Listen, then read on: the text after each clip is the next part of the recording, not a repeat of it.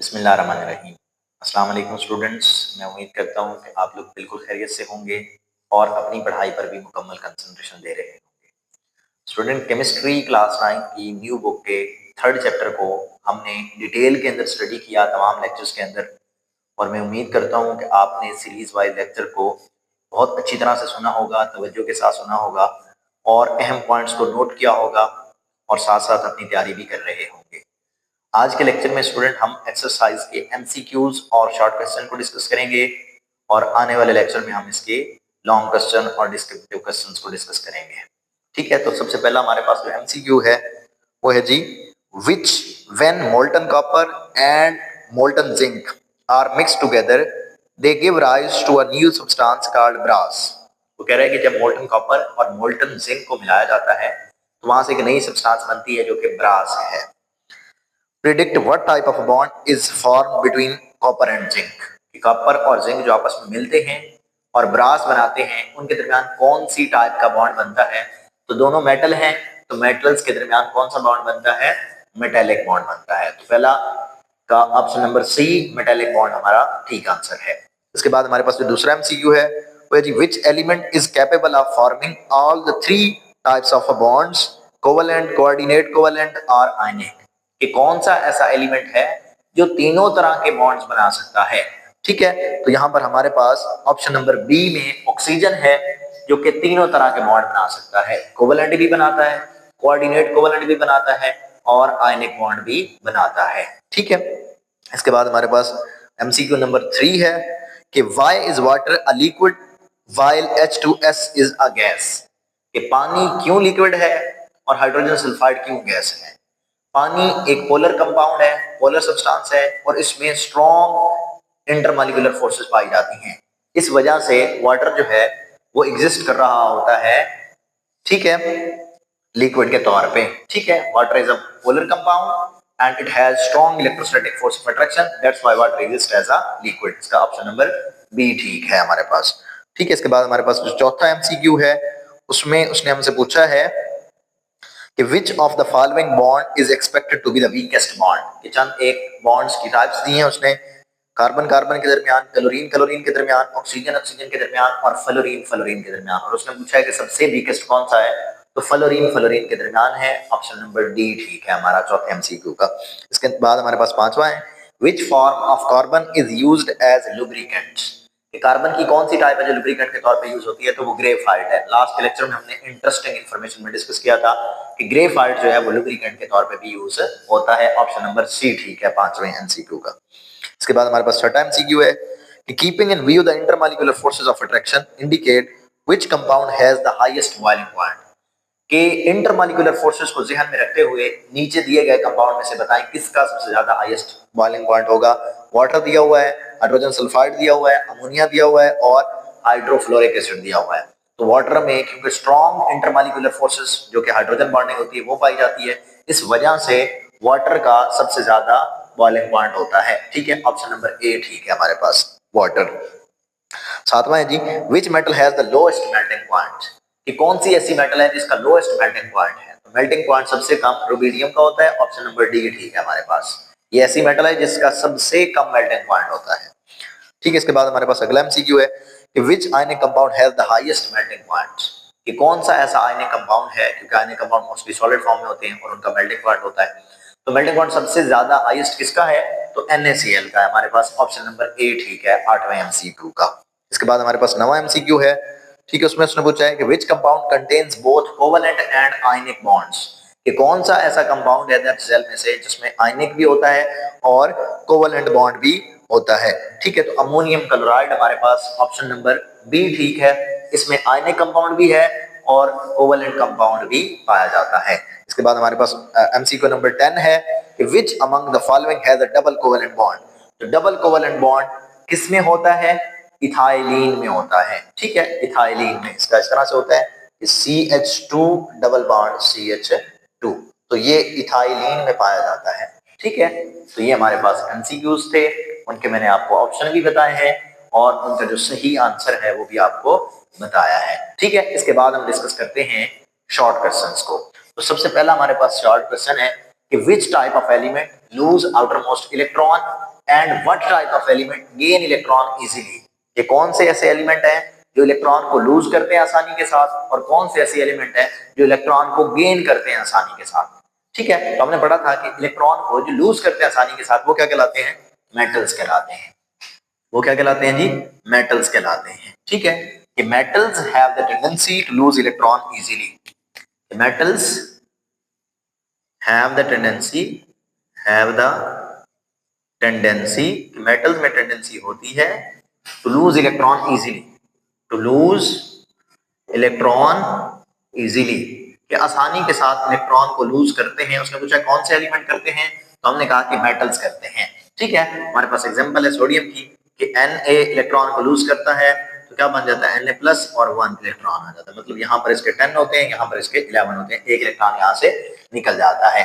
इसके बाद उसने पूछा है कि कौन से ऐसे एलिमेंट है जो इलेक्ट्रॉन को एक्सेप्ट इजीली करते हैं, तो वो नॉन मेटल होते हैं। ठीक है, उसने एलिमेंट पूछे थे तो हमने बता दिया कि मेटल्स वो होते हैं जो इलेक्ट्रॉन को इजीली लॉस कर देते हैं, और नॉन मेटल्स वो होते हैं कि non metals gain have the tendency, इनमें टेंडेंसी होती है टू गेन इलेक्ट्रॉन इजीली। ठीक है, उसने पूछा था कि कौन इजीली गेन करता है और कौन इजीली लॉस करता है। ठीक है, मिसाल के तौर पर हमारे पास ऑक्सीजन है, तो ये 2 इलेक्ट्रॉन को एक्सेप्ट करके क्या इसमें तब्दील हो जाता है, O नेगेटिव में। ठीक है, टू O नेगेटिव में। तो ये हमारे पास नॉन मेटल है, ये हमारे पास मेटल है। मेटल इलेक्ट्रॉन को लूज कर देते हैं आसानी के साथ, नॉन मेटल एक्सेप्ट कर लेते हैं आसानी के साथ। इसके बाद दूसरा शॉर्ट क्वेश्चन है कि why do lower molecular mass covalent compound exist as gases और लो बॉइलिंग लिक्विड। ऐसे कोवेलेंट कंपाउंड जिनका मॉलिक्यूलर मास कम होता है वो क्यों गैसेस के तौर पे एग्जिस्ट करते हैं या लो बॉइलिंग लिक्विड के तौर पे एग्जिस्ट करते हैं। ठीक है, क्यों एग्जिस्ट करते हैं, because they have week intermolecular forces which do not hold the molecules strongly. ठीक है, उनके दरमियान इंटरमॉलिक्यूलर फोर्सेस क्या होती हैं, वीक होती हैं। आप यहां पर लिखेंगे कि lower molecular mass covalent compound exist as gases और low boiling liquid because they have very weak intermolecular forces,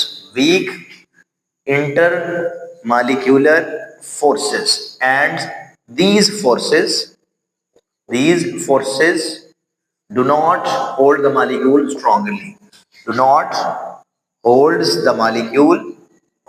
strongly, ठीक है, molecules strongly।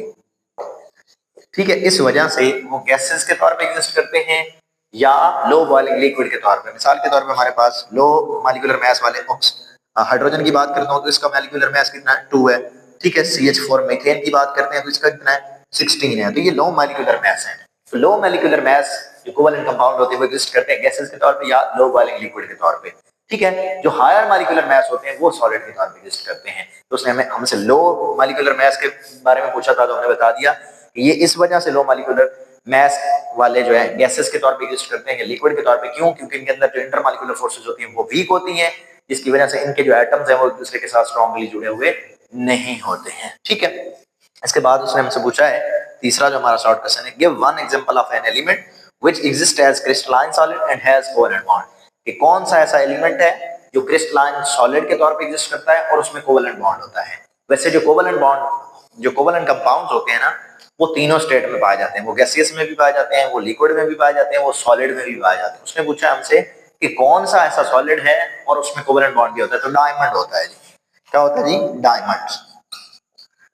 डायमंड्स जो है ये क्रिस्टलाइन सॉलिड फॉर्म में पाया जाता है, ठीक है, और इसमें होता क्या है कि in diamond each carbon atom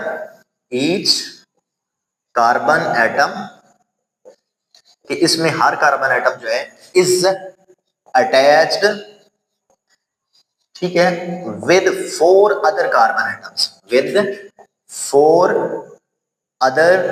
carbon atoms, ठीक है, दूसरे कार्बन एटम्स के साथ जुड़ा हुआ होता है बाय फॉर्मिंग कोवेलेंट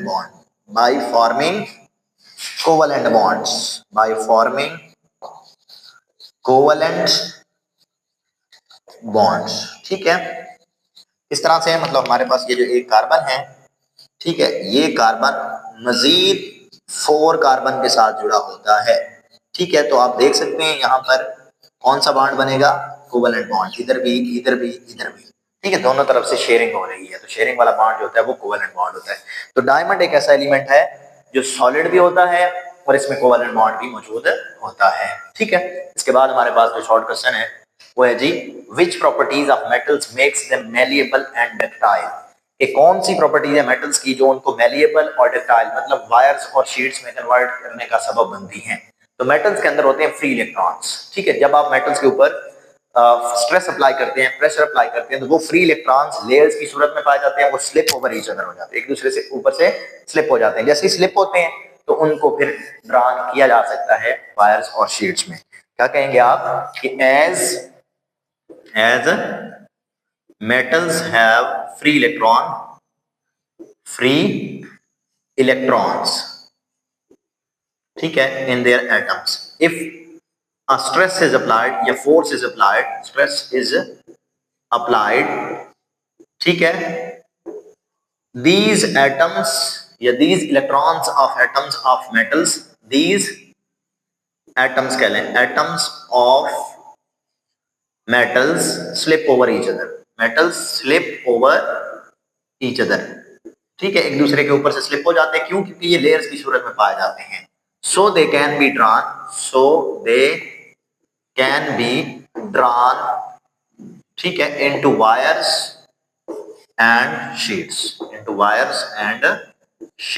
समझ आ रही है बात की? इसका आप कैसे आंसर लिखेंगे कि मेटल्स को आप लिखेंगे कि these are the properties of metals makes them malleable and ductile because metals have free electrons and they are arranged in layers. When a stress is applied, then atoms of metals slip over each other, और जब slip होते हैं तो वहां पर drones किए जा सकते हैं वायर्स और शीट्स की सूरत में। ठीक है, इसके बाद हमारे पास पूछा है कि is coordinate covalent bond a strong bond, कि क्या कोऑर्डिनेट कोवेलेंट बॉन्ड स्ट्रॉन्ग होता है? तो yes, a coordinate covalent bond is a strong bond. Yes, a coordinate covalent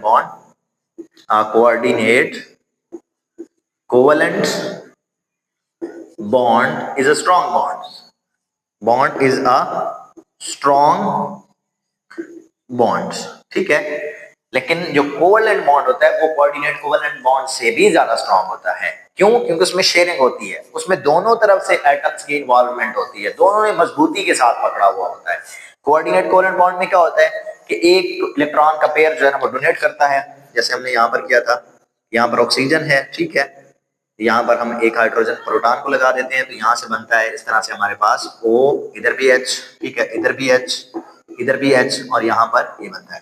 अब यहाँ पर देखें कि यहाँ सिर्फ इलेक्ट्रॉन एक तरफ से डोनेट हो रहा है, इलेक्ट्रॉन का पेयर एक डोनेट कर रहा है, दूसरा एक्सेप्ट कर रहा है, ये भी स्ट्रॉन्ग बॉन्ड होता है, यहाँ पर भी अट्रैक्शन होती है। लेकिन ज्यादा स्ट्रॉन्ग बॉन्ड कौन होता है? कोवेलेंट बॉन्ड होता है। क्यों? क्योंकि वहां पे दोनों की इन्वॉल्वमेंट होती है, दोनों ने मजबूती से जकड़ा हुआ होता है एक दूसरे को। ठीक है, तो आप कहेंगे कि कोऑर्डिनेट कोवेलेंट बॉन्ड स्ट्रॉन्ग होता है। इसके बाद क्या है? Right the dot and cross formula of HNO3। HNO3 में 3 ऑक्सीजन है, एक ऑक्सीजन के साथ नाइट्रोजन सिंगल कोवेलेंट बॉन्ड बनाता है, एक ऑक्सीजन के साथ डबल कोवेलेंट बॉन्ड बनाता है, और एक ऑक्सीजन के साथ कोऑर्डिनेट कोवेलेंट बॉन्ड बनाता है। मतलब यहाँ पर नाइट्रोजन सेंटर में आ जाएगा, ठीक है, इधर से भी इसके साथ, और यहाँ पे क्या आ जाएगा? इधर से ऑक्सीजन आ जाएगा, ठीक है, इधर से हाइड्रोजन इसके साथ आ जाएगा, यहाँ पर 2 फ्री आपके पास, इधर भी फ्री लोन पेयर हो जाएगा। अब यहाँ पर जो ऑक्सीजन होता है उसके साथ ये डबल कोवेलेंट बॉन्ड बनाता है, और यहाँ पर जो ऑक्सीजन होता है ये उसके साथ कोऑर्डिनेट कोवेलेंट बॉन्ड बनाता है। ठीक है, मतलब 6 ऑलरेडी ऑक्सीजन में मौजूद है और एक पेयर इधर से आ जाएगा तो ऑक्सीजन के 8 पूरे हो जाएंगे। ठीक है, तो इसी तरह से जहां ये बना हुआ है वैसे ही आप इसके नीचे कोवेलेंट बॉन्ड को शो कर देंगे। यहाँ आप देख सकते हैं कि नाइट्रोजन ने इस ऑक्सीजन के साथ इन दो के मिलने से सिंगल कोवेलेंट बॉन्ड बन जाएगा, इस ऑक्सीजन के साथ एक इधर से सिंगल कोवेलेंट बॉन्ड, एक इधर से सिंगल कोवेलेंट बॉन्ड, मतलब यहाँ पर डबल कोवेलेंट बॉन्ड बन जाएगा। और यहाँ आपने एरो से शो किया हुआ है, आपको पता है कोऑर्डिनेट कोवेलेंट बॉन्ड को हम हमेशा एरो से शो करते हैं, तो यहाँ पर आप लिख दें जी N आ जाएगा आपके पास, ठीक है, यहाँ डबल बॉन्ड ऑक्सीजन आ जाएगा, यहाँ कोऑर्डिनेट बॉन्ड ऑक्सीजन आ जाएगा, यहाँ पर सिंगल बॉन्ड ऑक्सीजन आ जाएगा, और यहाँ पर हाइड्रोजन आ जाएगा। तो ये हमारे पास डॉट और क्रॉस फार्मूला था इसका, और ये इसको हमने ओवरऑल लिख दिया है कि किस तरह से इसके दरमियान बनेगा। तो उम्मीद करता हूँ कि आपको ये लेक्चर अच्छी तरह से समझ आ गया होगा। आपके सामने लिखे हुए हैं शॉर्ट क्वेश्चंस के आंसर्स, आप इनको याद करेंगे अच्छी तरह से, इनको अपने कॉपीज के ऊपर लिखेंगे और अपनी तैयारी को बेहतरीन से बेहतरीन करते जाएंगे। ठीक है स्टूडेंट, अल्लाह हाफिज।